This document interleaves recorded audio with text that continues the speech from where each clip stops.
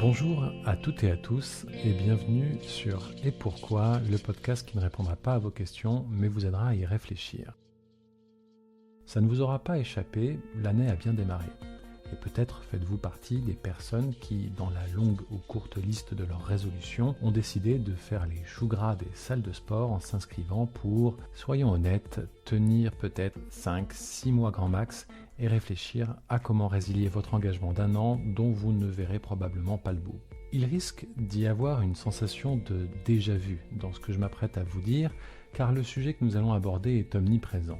Il nous noie littéralement les yeux par sa présence. Vous connaissez le phénomène de persistance rétinienne négative ?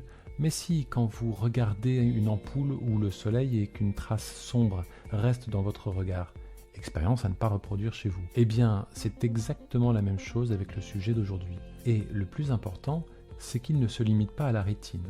Non, il se propage dans tout notre cerveau et s'insémine dans tous les aspects de notre vie. Je vais vous parler de cette pratique à la fois sociale, compétitive, belle, douloureuse, parfois à l'origine de complexes. Je vais vous parler du sport. Et pourquoi il faudrait souffrir pour être beau ou belle ? C'est la question à laquelle je ne vais pas répondre, mais vous aider à y réfléchir.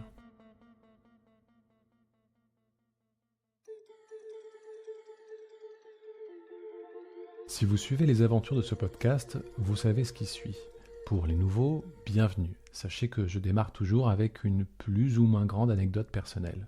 L'idée de cet épisode est venue simplement de mon rapport très étrange avec le sport. Une sorte de relation toxique amour-haine. Heureusement, avec le temps, j'ai pu définir quels étaient les éléments en jeu qui enclenchaient l'abonnement à la salle de sport et ceux qui enclenchaient son annulation.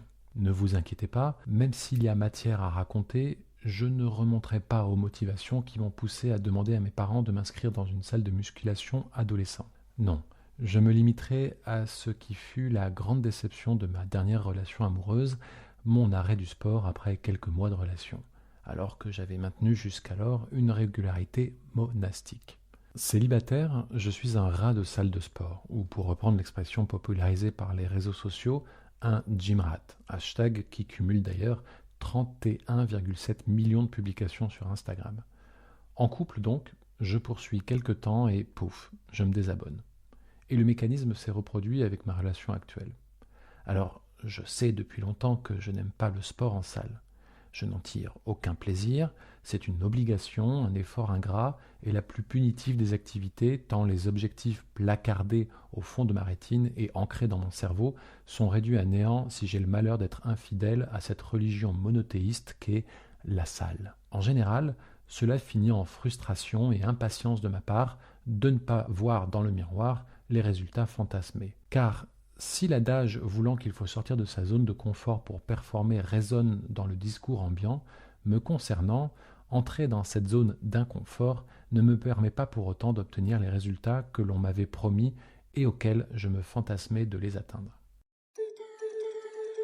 Première grande partie, les constats, en démarrant par le miroir intérieur. J'ai démarré mes recherches en partant de la base, la définition du mot. Je suis allé voir du côté du CNRTL, Centre national des ressources textuelles et lexicales, le Larousse et le Robert. Pas de surprise, il s'agit bien d'une activité physique nécessitant un entraînement. Jusque-là, ok. L'un précise que le but est d'améliorer sa condition physique, quand les deux autres ajoutent la notion des règles à respecter et de la compétition qui en découle. On ne va pas se mentir, à ce stade, il n'y a pas vraiment de matière à réflexion. Vous saviez qu'il pouvait exister une définition institutionnelle ? Voilà donc ce qu'en dit le Conseil de l'Europe dans la Charte européenne du sport. Toute forme d'activité physique qui, à travers une participation organisée ou non, ont pour objectif l'expression ou l'amélioration de la condition physique et mentale, le développement des relations sociales ou l'obtention de résultats en compétition à tout niveau. Expression ou amélioration physique et mentale, développement des relations sociales, voilà des notions qui élargissent la définition du mot et nous invitent à aller plus loin que la simple idée que le sport se limite à améliorer nos conditions physiques.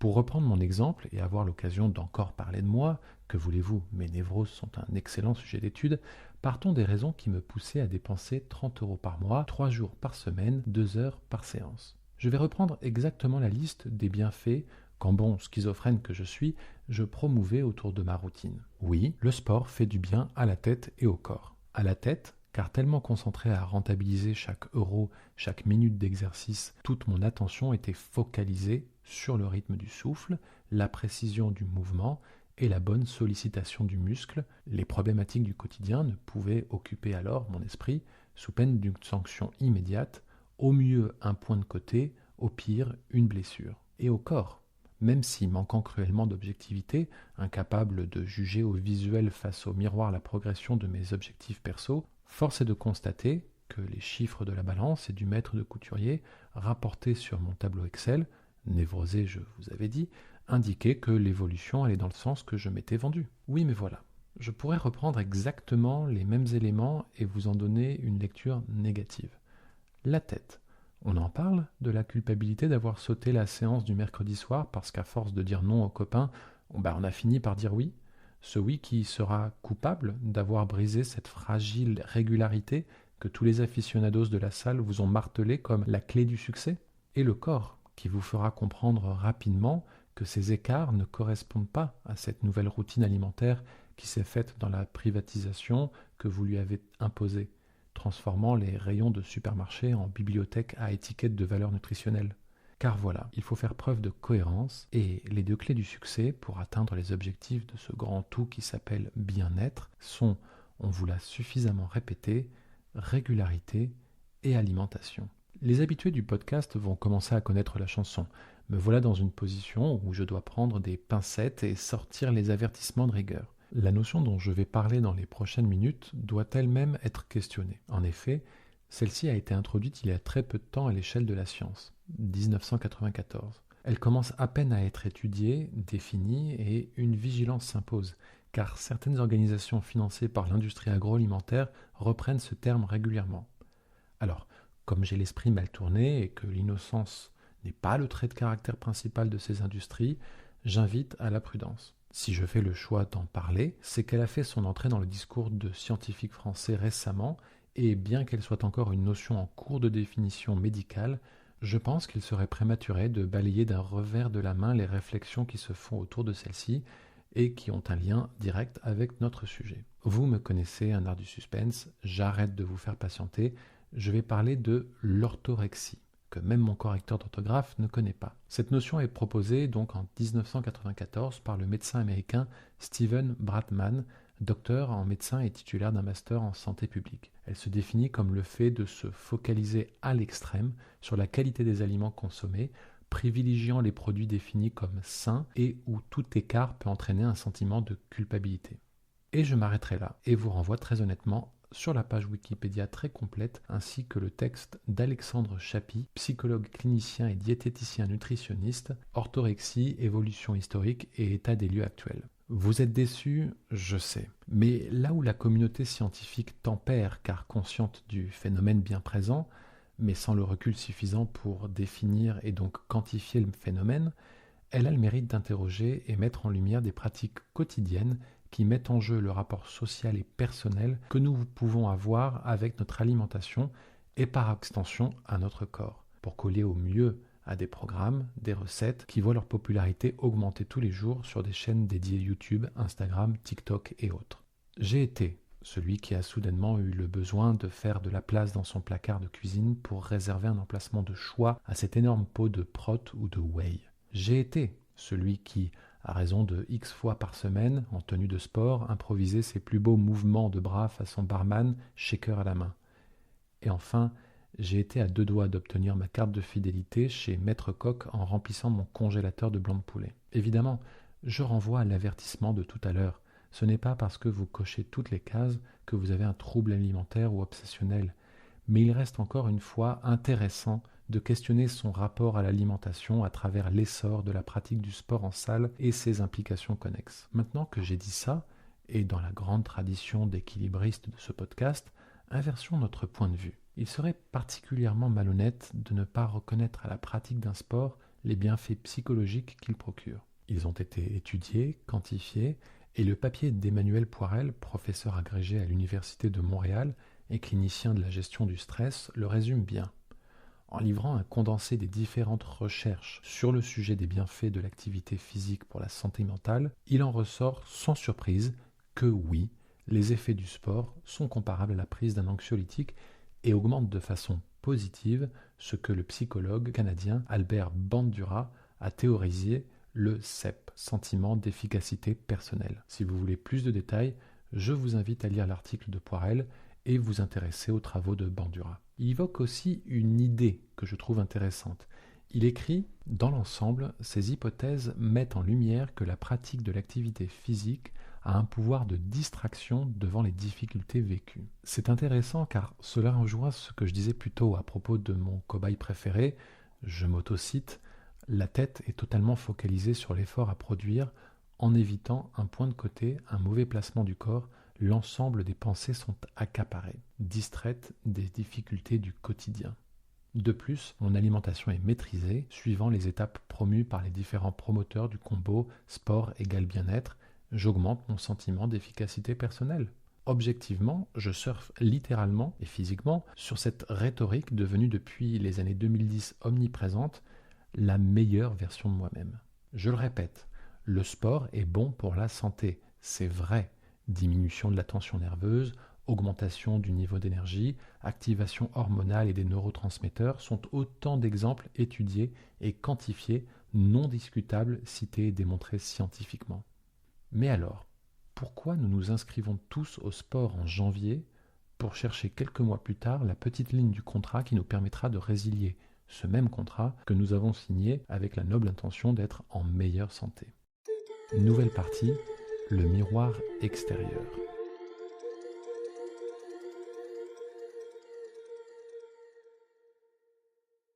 Après avoir vu ce qu'il se joue au dedans, qu'est-ce qui se joue au dehors?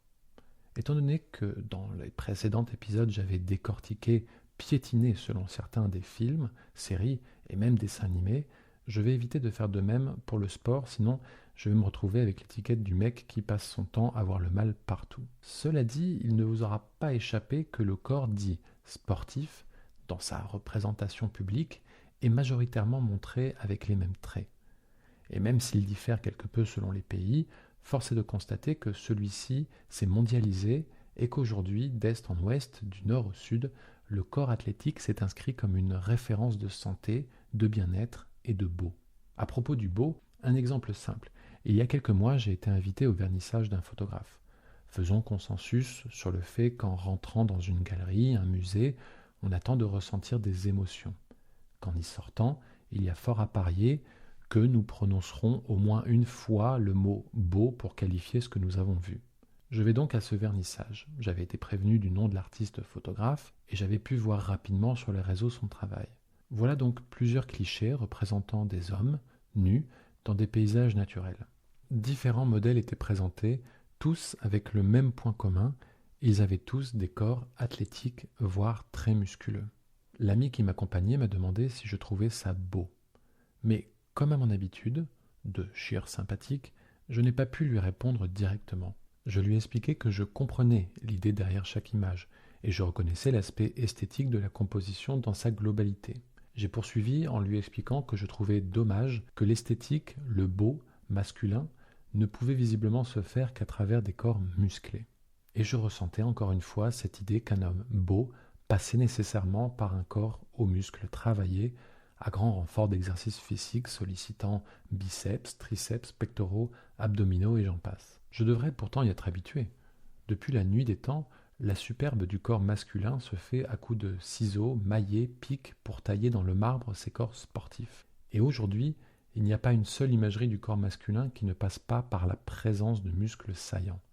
Le mouvement n'est pas prêt de s'arrêter. Jeune, cette imagerie se cantonnait majoritairement aux magazines réservés à la communauté gay. S'affichait en couverture ce qui était alors la référence du beau masculin, et l'ouverture à la conscience de ce qu'était la référence esthétique du corps pour les années 2000. Les autres hommes laissant apparaître des bouts de peau en couverture de magazines se trouvaient sur les publications dédiées à la pratique du fitness, où les poses, loin d'être naturelles, avaient le mérite de mettre en avant le résultat d'heures de travail où la performance et l'effort sont à glorifier. Aujourd'hui, les réseaux sociaux et leurs algorithmes abreuvent automatiquement le pauvre bougre qui osera taper une fois dans son moteur de recherche « salle de sport ». Et voilà que des créateurs de contenu apparaîtront abreuvant leur communauté de séances de sport, recettes alimentaires et conseils. Vous l'aurez deviné, mettant les pieds qu'une fois tous les 5 ans dans une salle de sport, j'ai pu observer l'évolution de celle-ci et les pratiques qui s'y passent.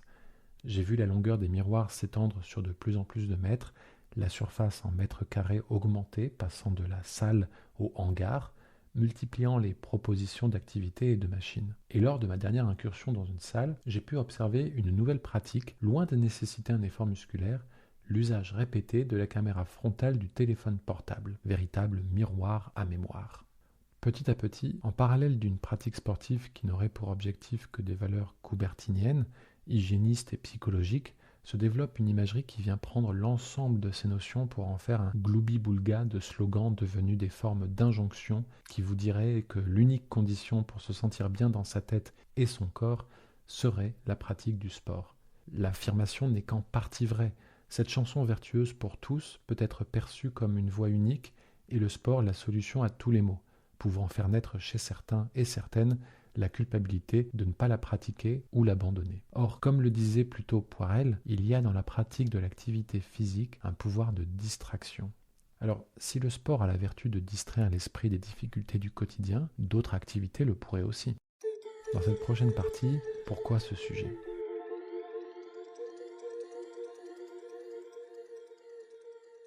Vous l'aurez compris, ici, plus que l'image de vos miroirs, nous allons gratter la surface réfléchissante de celle-ci pour voir ce qu'il s'y joue. Car après tout, l'appréciation de l'image de nous-mêmes face à un miroir n'est pas seulement affaire de reflet, mais surtout de son interprétation. Si l'expression « il faut souffrir pour être belle ou beau » renvoie au XVIIe, XVIIIe siècle et l'exigence pour les femmes et les hommes à des canons de beauté qui épuisaient leur corps à base de corsets, perruques, maquillage au plomb et à l'arsenic, il était aussi question d'être belle, beau pour se faire une place dans la société. Alors peut-être qu'aujourd'hui encore certaines personnes adressent cette injonction, mais on peut s'accorder sur le fait qu'en pratique l'expression semble désuète et d'un autre temps. Toutefois, si la phrase disparaît, l'idée reste. La souffrance n'est plus limitée aux vêtements, coiffures et maquillage. Elle s'impose aussi à ce corps qui doit, sans les artifices de surface, à son tour, répondre au canon de beauté de son temps où la souffrance aurait son temple, la salle, portée en graal des routines adoptées, promue à grands coups d'une imagerie martelée dans nos rétines et restant fixée comme une persistance rétinienne.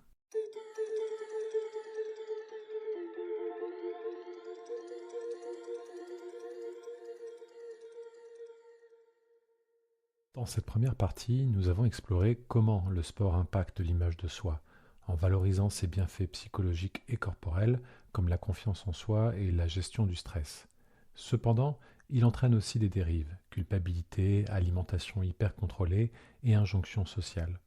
Entre idéal sportif normatif et pression culturelle, le sport peut devenir un miroir des attentes sociales au-delà de ses vertus physiques. Et si, derrière les salles de sport, les réseaux sociaux et les injonctions au bien-être, se cachait une autre histoire, une histoire où le sport, bien plus qu'un simple effort physique, devient un miroir des évolutions sociales et culturelles. Accrochez-vous car dans la deuxième partie, on plonge dans les strates de l'histoire pour décrypter ce fascinant reflet de notre rapport au corps et à nous-mêmes. Si à ce stade vous ne savez toujours pas où je veux en venir et que vous avez l'impression que je n'ai pas répondu à la question, c'est normal. Pour ça, il faudra écouter la deuxième partie de cet épisode. En attendant, vous aurez tout le temps d'y réfléchir et pour savoir si je vous donnerai une réponse, je vous donne rendez-vous dans 2 semaines. Merci.